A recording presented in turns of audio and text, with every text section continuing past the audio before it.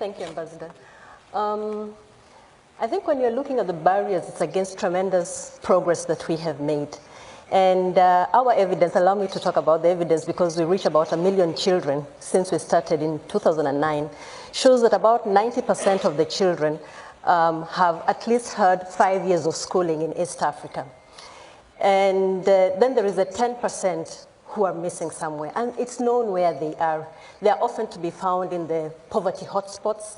They're to be found in rural, remote districts. And these districts are not country-specific. If you go to Kenya and Uganda, they're neighboring, and therefore you need a regional approach to that, not just a nation-state approach. And the reasons that are keeping them out, I think, have been talked about by so many people.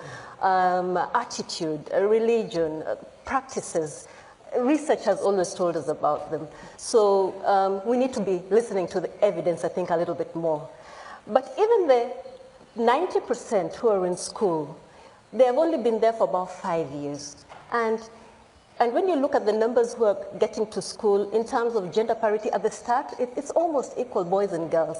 And at that early level, because we test the children's abilities to do literacy and numeracy, at that early level, they're not any better or any worse than boys. But later on, you'll find that girls drop faster than boys in the preteen ages.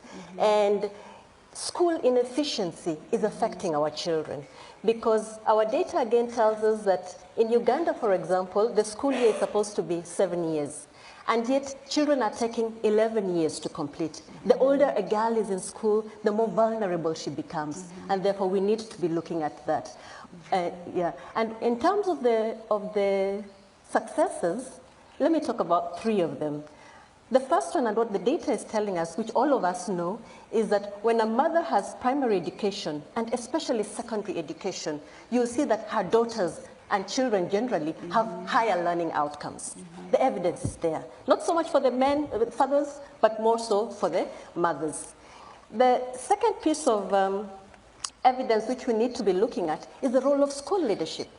Where a school has got a dynamic leader, they're in charge of about 500, maybe 1,000 children. They save girls and boys.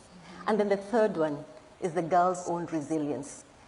When you introduce girls to many activities, whether it's in sports, they learn confidence. And therefore, when things are bad, then they will have to draw on their own strength. And so building on a girl's resilience becomes very important. But as you have seen, I've started with the family, the mothers, and then the school, and then the girl herself. All of us have a role to play. Sir, could you talk a little bit about the role of the family, and in particular, what you can do to convince families, particularly when they're facing situations of limited resources, of how you deal with that problem and convince them if they have, a couple of children, or if they have to choose between sending boys or girls to school, how you encourage them to send their girls and make those decisions, and that it's worth the investment to send the girls to school.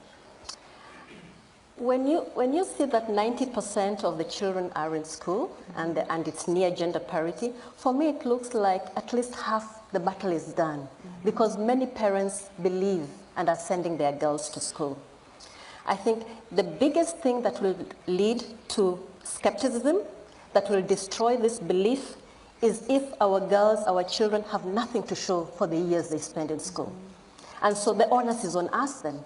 Those of us who are seated over here are evidence of the success of schooling. This has to be spread to all the others. And I think if we do that, I remember when I went to our village one time and we had a fundraising and the daughters sent money to the church because our mothers told us this was very important. And later on when I met the pastor, he told us, it's important to send girls. Did you see how they built the church? It was evidence of success. That will be what will drive us and show that actually it is worthwhile to educate your children, your girls, your boys. So you're the evidence. Thank you. All right, Aisha, I was wondering if I understand that Fawe is working in